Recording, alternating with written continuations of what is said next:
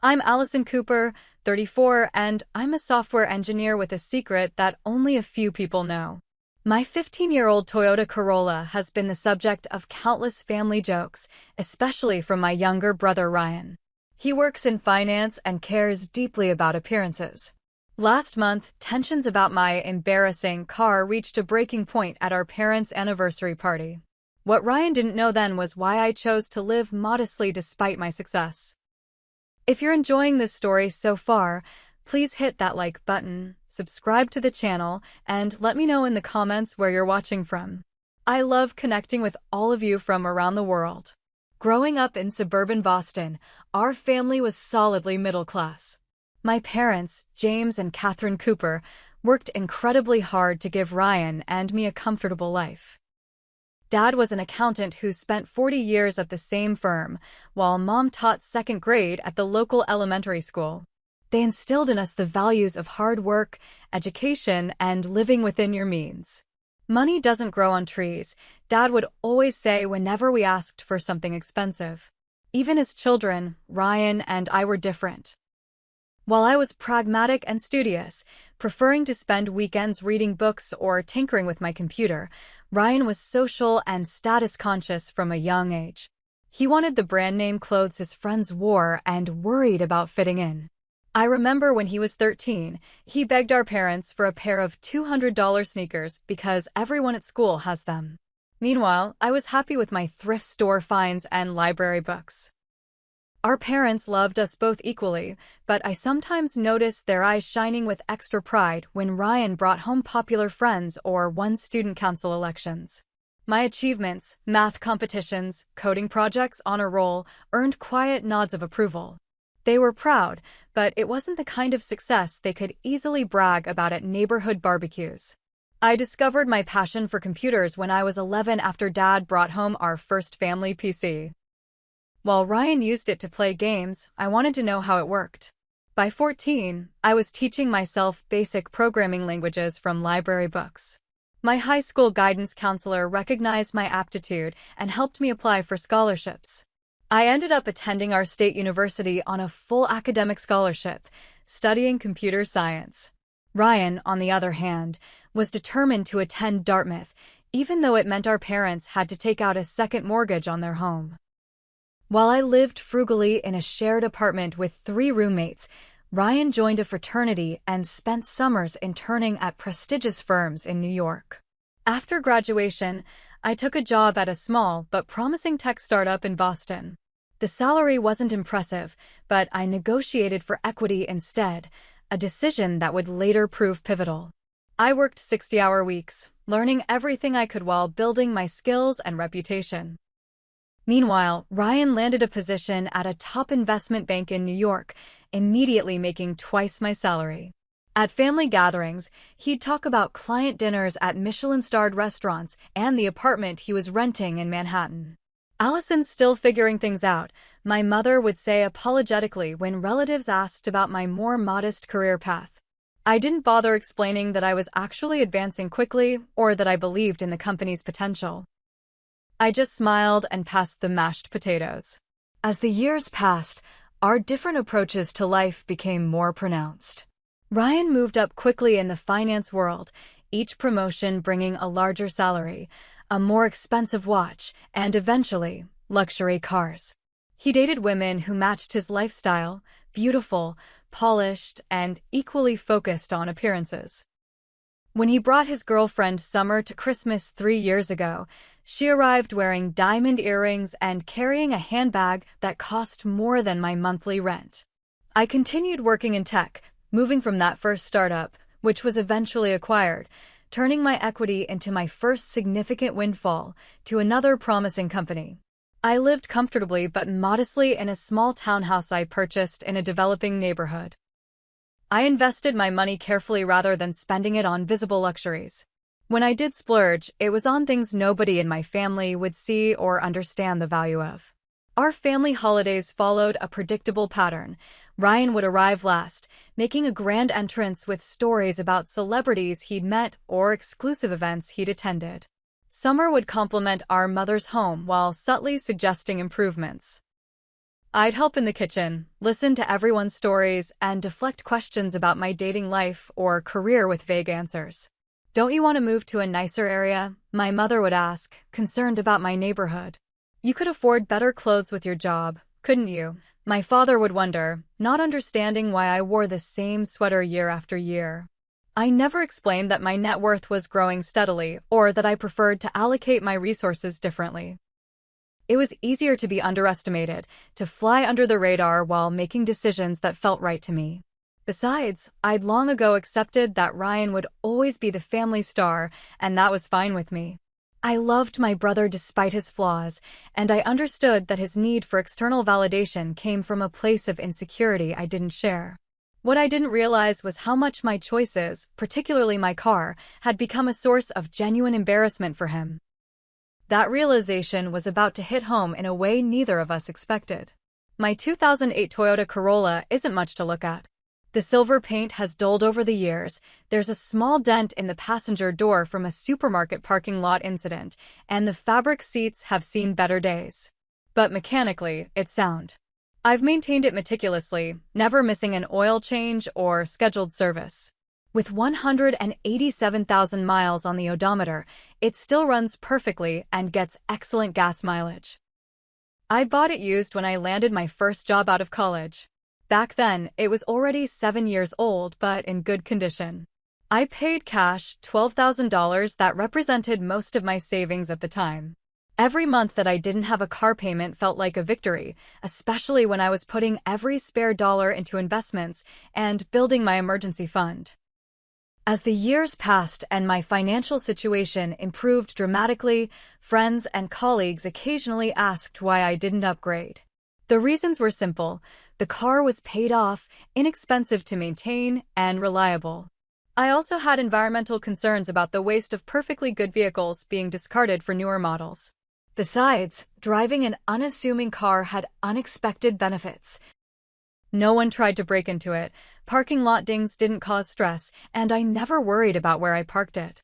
Ryan, however, viewed my car very differently.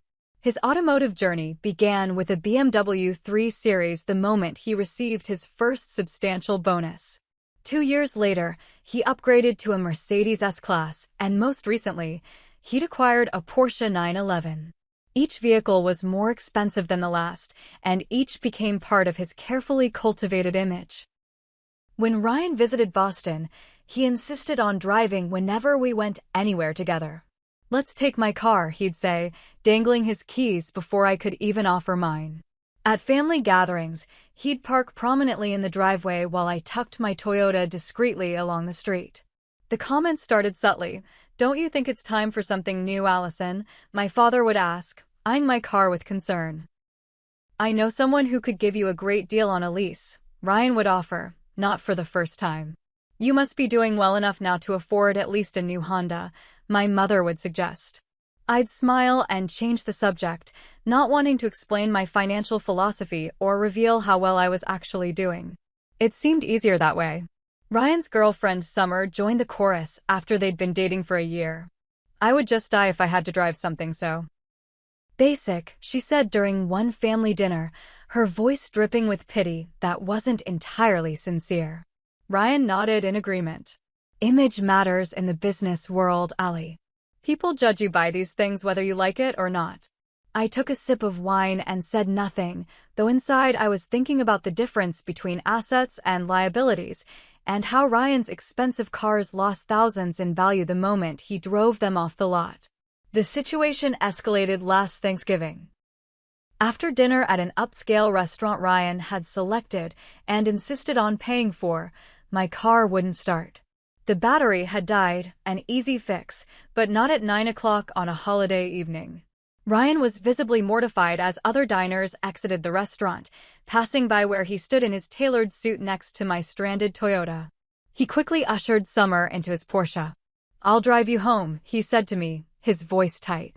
"We can deal with this thing tomorrow." During the drive to my townhouse, he couldn't contain himself any longer. "Allison, this is exactly what I've been talking about. That car isn't just old, it's becoming a liability. What if you've been alone tonight? Or in a bad area? And frankly, it reflects on the whole family. The valet actually asked me if my sister was having financial problems. I stared out the window, watching the city lights blur past. The car is fine, Ryan. It just needed a new battery. It's not fine. You're a professional woman in your 30s. You should be representing yourself and our family better than this. His knuckles were white on the steering wheel. People make assumptions based on what you drive. That's just reality. I don't particularly care what the valet thinks about my financial situation, I replied calmly. Well, maybe you should start caring what people think, he snapped. Perception creates reality in this world. We rode the rest of the way in silence. As I got out at my townhouse, he added, just promise me you'll think about an upgrade. I can help with recommendations, financing, whatever you need. I thanked him for the ride and said goodnight, closing the door on his concerned expression. Inside my modest home, I kicked off my shoes and padded down the hallway to my home office. I opened my investment portfolio on my computer and smiled at the numbers on the screen. If Ryan only knew. But I had my reasons for keeping my financial situation private, and for now, I was content to let my family continue their assumptions. Little did I know that events were about to force my hand in ways I hadn't anticipated. My parents' 35th wedding anniversary arrived on a perfect June evening. Ryan had taken charge of organizing the celebration, booking a private room at the Westbrook Country Club, the same venue where he was hoping to host his own wedding to Summer once he proposed. He'd invited not only our extended family, but also a carefully curated selection of his colleagues and Summer's family members. 2 days before the event, Ryan texted me, dress code is formal. Also, might be easier to Uber to the club? Parking will be tight with 60 guests. I read between the lines immediately. He didn't want my Toyota in the parking lot amid the luxury vehicles his friends would be driving. I considered acquiescing to keep the peace, but something in me rebelled at the request. This was our parents' anniversary, a family celebration, and I refused to be ashamed of my choices. The evening of the party, I arrived at the country club in my Corolla, pulling up to the valet stand behind a gleaming Audi. The young valet took the Audi keys with a deferential nod, then turned to me with a slightly different expression as I stepped out in my navy blue cocktail dress. I handed him my keys with a friendly smile and watched as he tried to hide his surprise at being asked to park such an ordinary vehicle. As I turned toward the entrance, I spotted Ryan standing on the steps with Summer and another couple I recognized as his friends from work.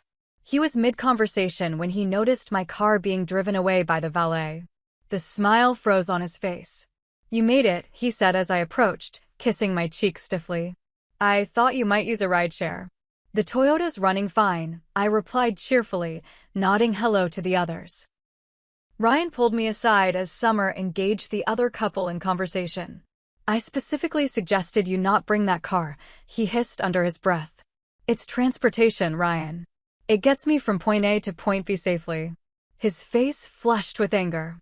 I have the managing partner of my firm here tonight. Summer's parents are here. Do you have any idea how it looks when my sister shows up in a car that's probably worth less than the watch I'm wearing? I felt a flash of hurt, but kept my expression neutral. I think it looks like your sister has different priorities than you do. Stop embarrassing us with your cheap car, he said, his voice low but intense. Mom and Dad deserve better than you making a statement with your financial eccentricity on their special night. Summer glanced over, clearly noting the tension between us. She approached with a practiced smile. Everything okay? She asked, slipping her arm through Ryan's. Fine, Ryan said, composing himself. Allison was just explaining her transportation choices. Summer gave my shoulder a patronizing squeeze. You know, my cousin works at the BMW dealership. He could get you such a deal on a lease. Something entry-level would be so much better than what you're driving now. I thanked her for her concern and excused myself to find our parents, my face burning despite my attempt at composure. The dinner that followed was beautiful but tense. I was seated at a table with our aunt and uncle and some family friends, away from Ryan's prominent position near our parents with Summer and his professional associates. Throughout the evening, I noticed him charming everyone, moving confidently between tables, the perfect host and devoted son. During his toast to our parents, he spoke eloquently about family values and legacy. Mom and Dad taught us the importance of presenting our best selves to the world, he said, raising his glass. They showed us that how you conduct yourself matters, that excellence isn't just what you achieve, but how you represent yourself and your family along the way. He didn't look at me, but I felt the implied criticism nonetheless. Later, as dessert was being served, Ryan led an impromptu discussion at his table about investment strategies that was loud enough for nearby tables to hear. The problem with financial literacy in this country, he announced, is that people don't understand the concept of appropriate allocation. They either hoard money uselessly or waste it entirely. Neither approach builds genuine wealth or reflects success. Several of his colleagues nodded appreciatively at his insight while Summer looked on adoringly. I focused on my chocolate mousse, trying to ignore the conversation until I heard my name. Allison here, Ryan said, gesturing toward me with his wine glass, is my brilliant big sister who works in tech. But she's a perfect example of someone who could benefit from some image consulting. Brilliant with code, but driving a car that's older than some of the wait staff tonight. Nervous laughter rippled through his end of the room. Our mother looked uncomfortable, while our father frowned slightly. Something in me snapped. I'd endured years of subtle digs about my lifestyle choices without revealing my reasons or results. I'd allowed my brother to believe I was financially naive because it seemed easier than confrontation. But using me as the punchline of a joke at our parents' anniversary celebration crossed a line.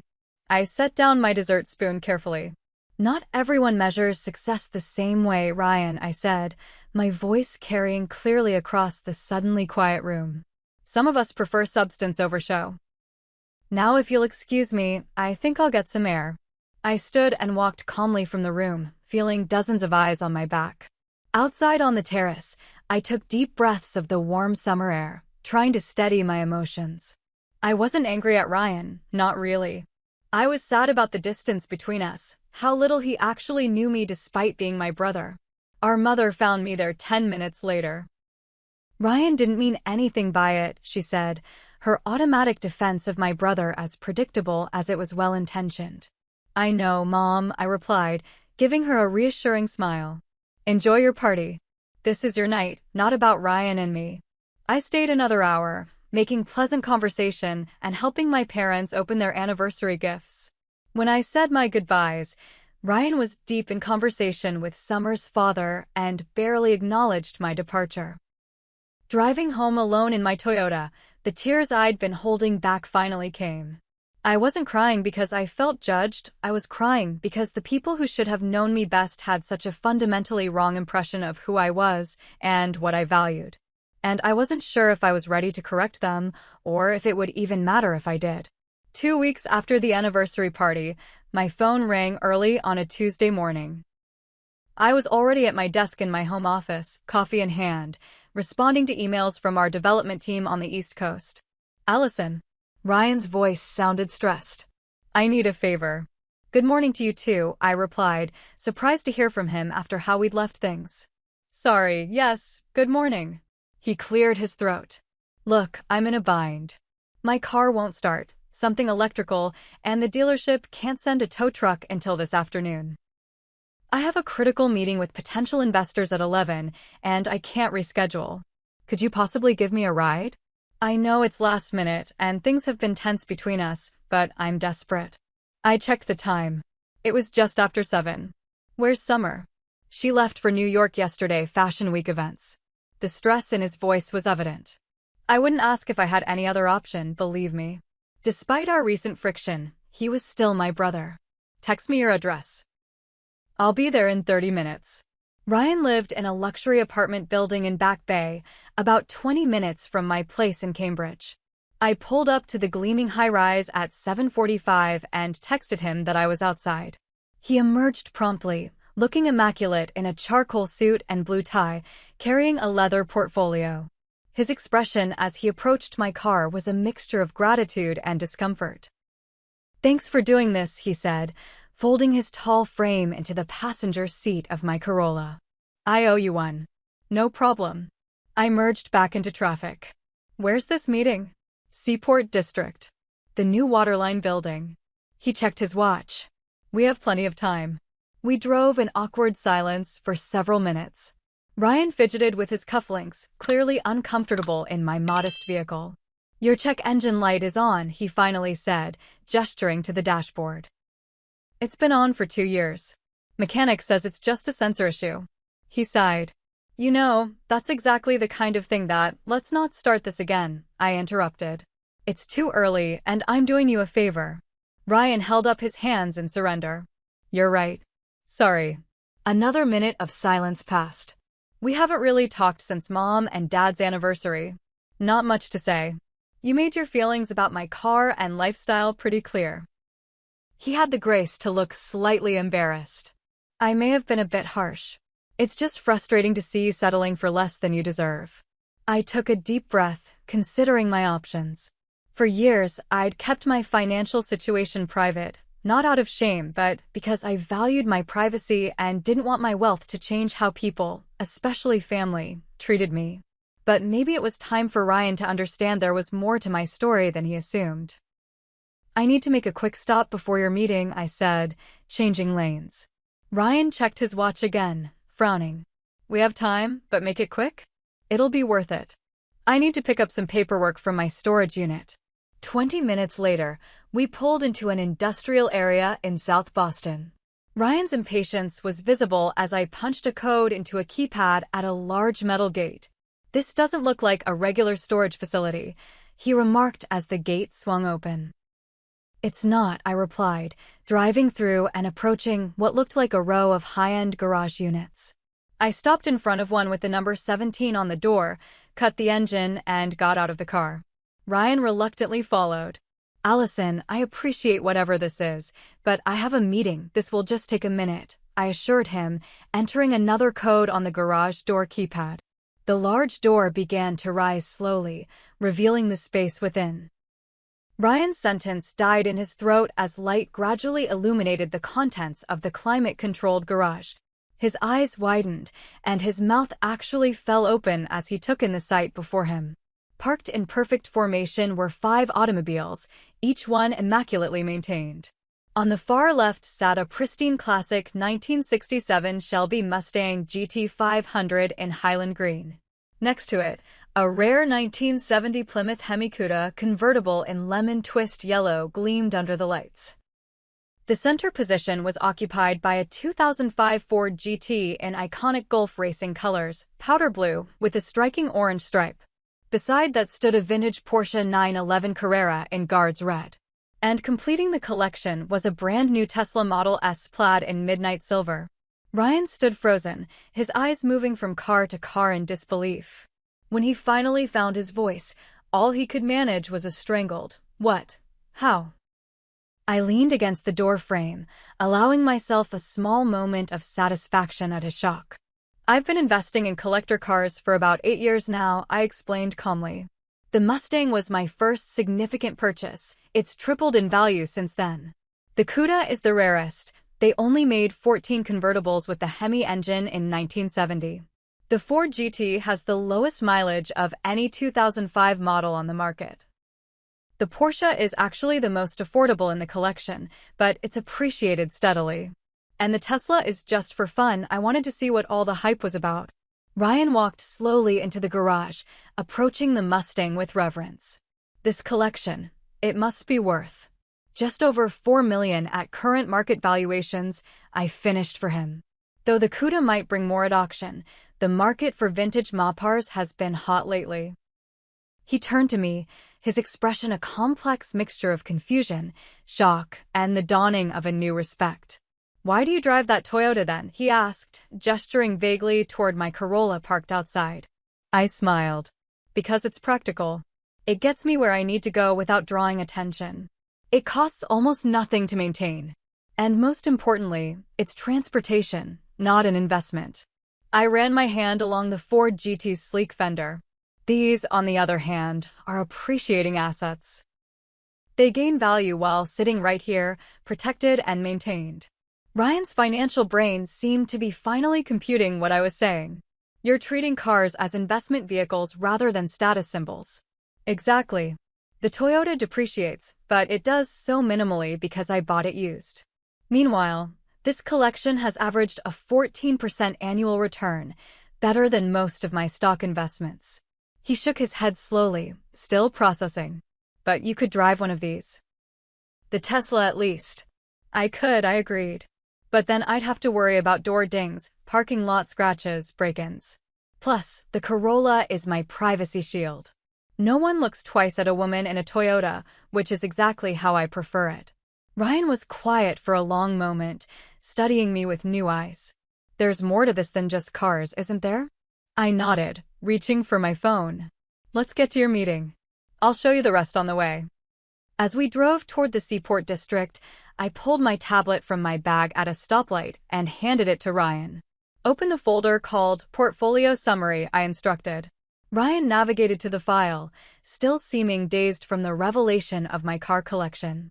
When the document opened, he fell silent again, scrolling through pages of financial statements, investment accounts, and property holdings. This is... He started, then stopped, continuing to scroll. My full financial picture, I finished for him. I've been meaning to organize it better, but it's all there. He looked up at me, then back at the tablet. Allison, you're worth about $22 million as of last month's valuations, I said, keeping my eyes on the road. Though the market's been volatile lately. Ryan let out a low whistle.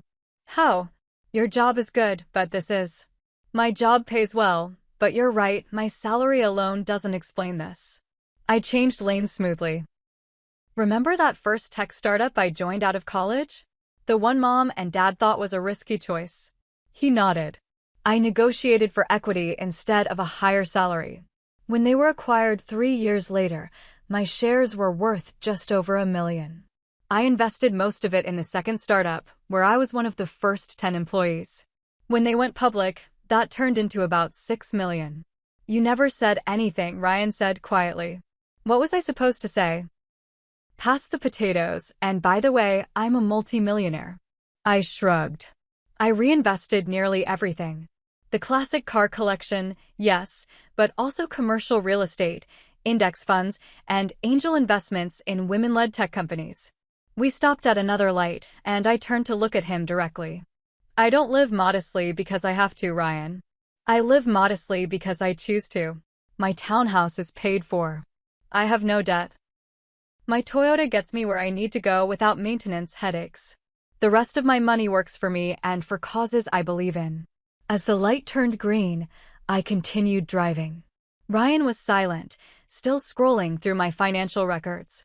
Is this a scholarship fund? He asked, pausing on one document. I nodded.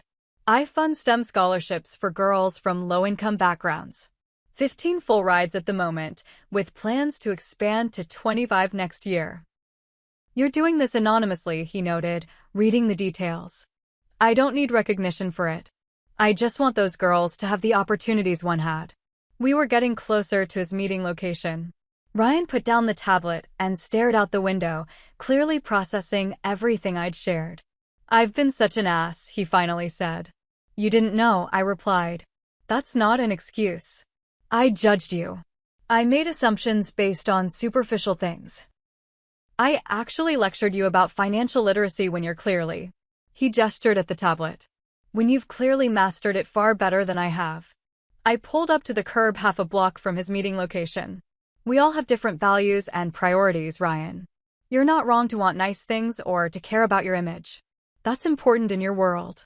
He turned to face me fully. Can I ask you something? And please be honest. Of course. Why did you decide to show me all this today? You could have just given me a ride and continued letting me believe what I wanted to believe. I considered the question carefully. I think I was tired of the distance between us. We used to be close when we were kids, before image and status became so important. I miss my brother.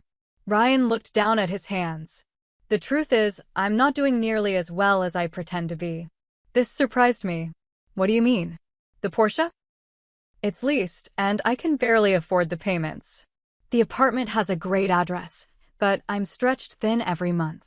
Between summer's expectations, keeping up appearances for clients, and trying to build my reputation at the firm. He sighed heavily. I'm actually carrying significant debt. I had no idea, I said softly. How could you? I've worked very hard to make sure no one knows. He checked his watch and grimaced. I need to go in a minute, but... Would you have dinner with me soon? I think we have a lot more to talk about. I nodded. I'd like that. As he gathered his portfolio and prepared to exit the car, he hesitated. Can I ask one more thing? Sure. The Tesla, would it be totally out of line if I borrowed it for a day sometime? Just to see what it's like. A hint of his boyish enthusiasm shone through his professional veneer. I laughed. Tell you what. Ace your meeting today, and I'll let you drive it back to your place afterward. Ryan's face lit up. Really? Keys are in the storage lockbox. I can take you back there after your meeting.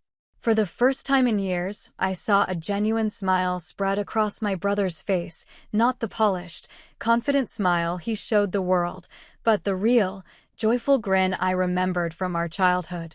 Thanks, Sally, he said, using my childhood nickname for the first time in at least a decade. For everything. The ride, the truth, all of it. As he walked toward his meeting, I saw him stand a little straighter, but also a little lighter, as if some invisible burden had shifted. I realized that perhaps my secret wealth wasn't the only mask that needed to come off in our relationship. Maybe Ryan had been hiding behind his own facade all along. After Ryan's meeting, which apparently went well based on his buoyant mood, I took him back to my storage garage. The look of childlike excitement on his face as I handed him the Tesla key fob was worth every penny of the car's considerable price tag. Just remember, it accelerates faster than anything you've ever driven, I cautioned as he adjusted the seat and mirrors. 0 to 60 in under 2 seconds if you use launch control. I'll be careful, he promised, though his eager expression suggested caution might not be his top priority once he hit the open road. I followed him in my Toyota, smiling as I watched him experience the Tesla's instant torque at the first stoplight. By the time we reached his apartment building, he was completely smitten with the electric supercar. That was incredible, he said as we stood in the parking garage. I've never felt acceleration like that before. It's pretty impressive, I agreed. Though personally, I still prefer the visceral experience of the classics. There's something about the sound and feel of that Hemi-Cuda that no electric car can match. Ryan nodded thoughtfully.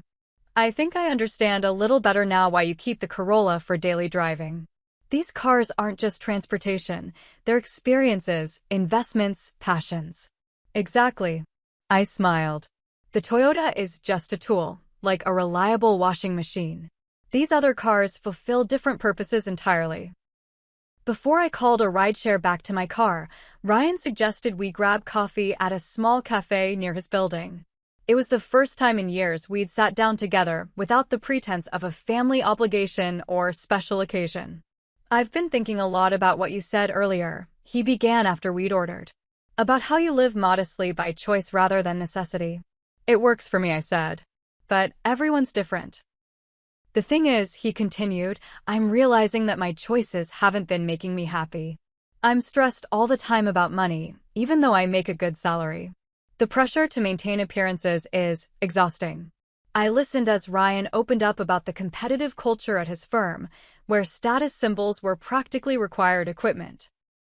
He described how his relationship with Summer had accelerated his spending habits, with expensive dinners, weekend getaways, and gifts becoming routine expectations. She's not a bad person, he clarified.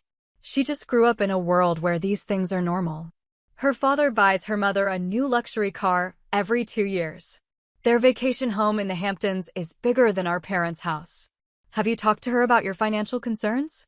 I asked. Ryan shook his head. I've been too afraid to admit the truth.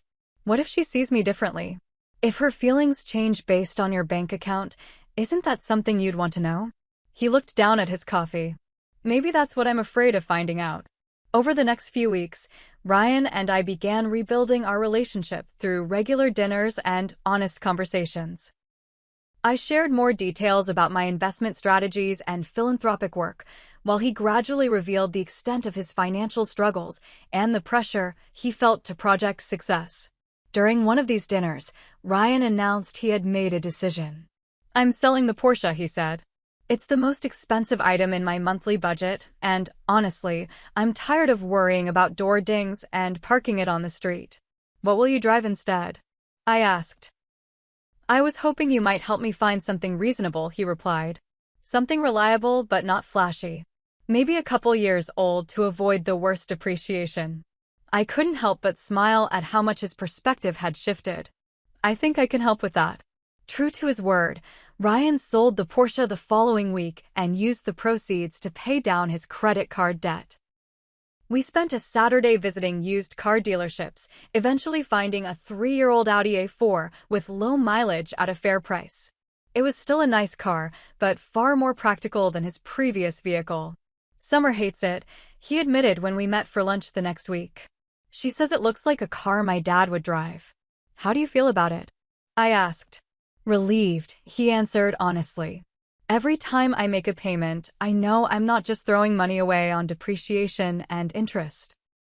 And it's actually more comfortable for daily driving.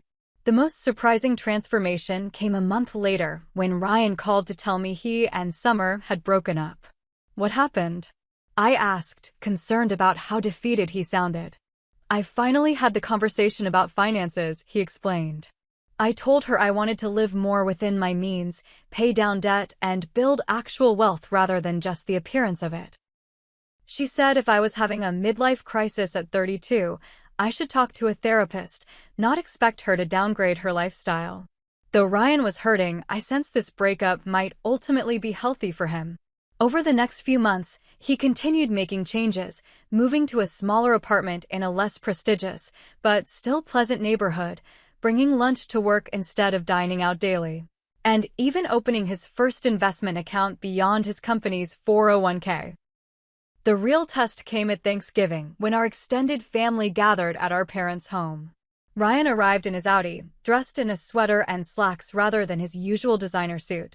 When our cousin Keith made a comment about Ryan slumming it with his new car, I braced myself for an awkward moment. Instead, Ryan smiled confidently. Actually, I've been learning a lot about smart money management from Allison.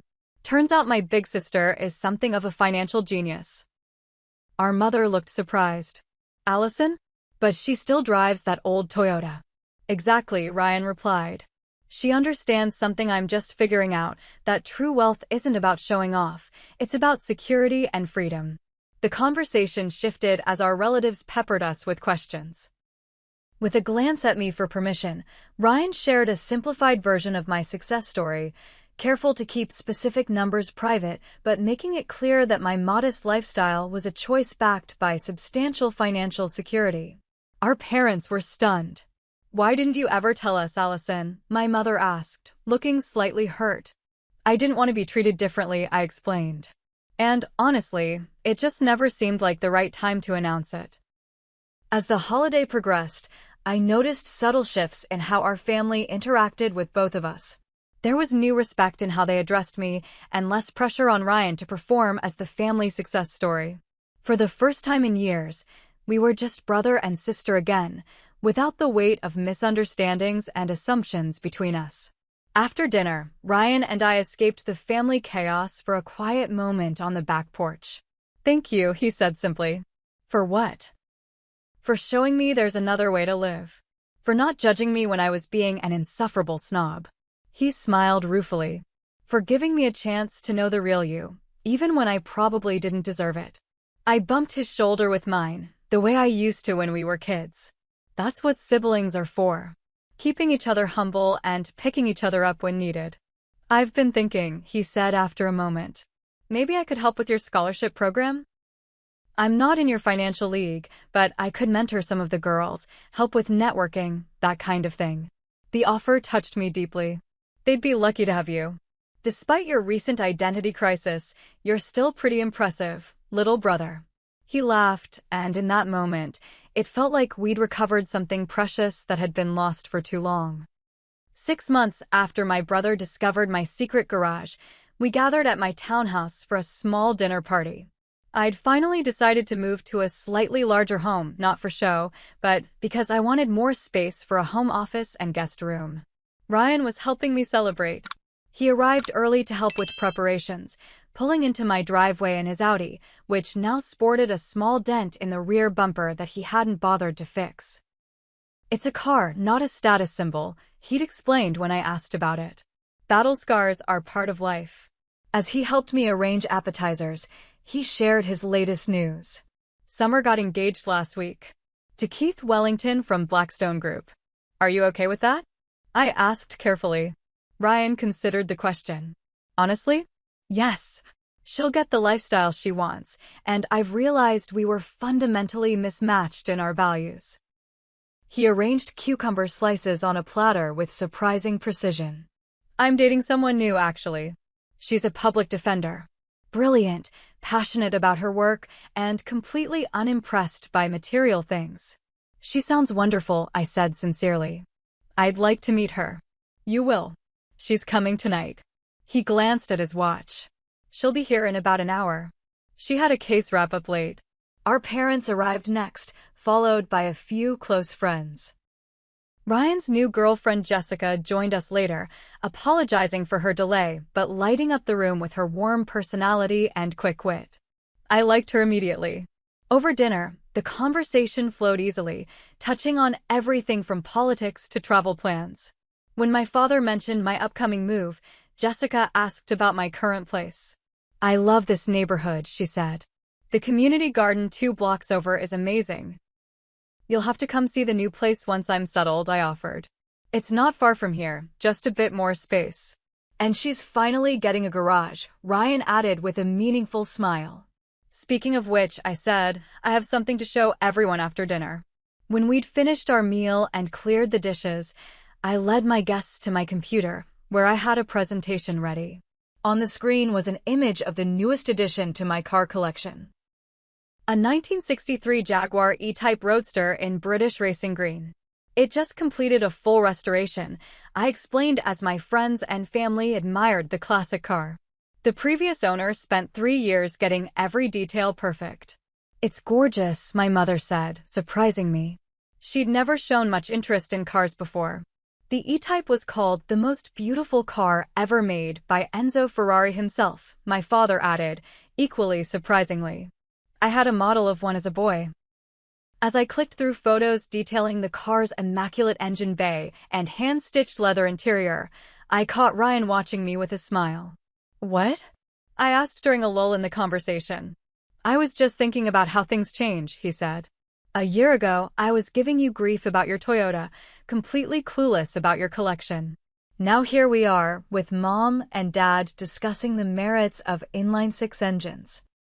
Everyone laughed, and the evening continued with dessert and coffee. As our guests began to leave, Ryan and Jessica stayed behind to help clean up. "I've been meaning to ask," Ryan said as he loaded the dishwasher. "Are you still driving the Corolla?" "Every day," I confirmed. "Though I did finally fix that check engine light." "Progress," he teased. Jessica looked between us. "I feel like I'm missing something about this famous Toyota." Ryan put his arm around her shoulders.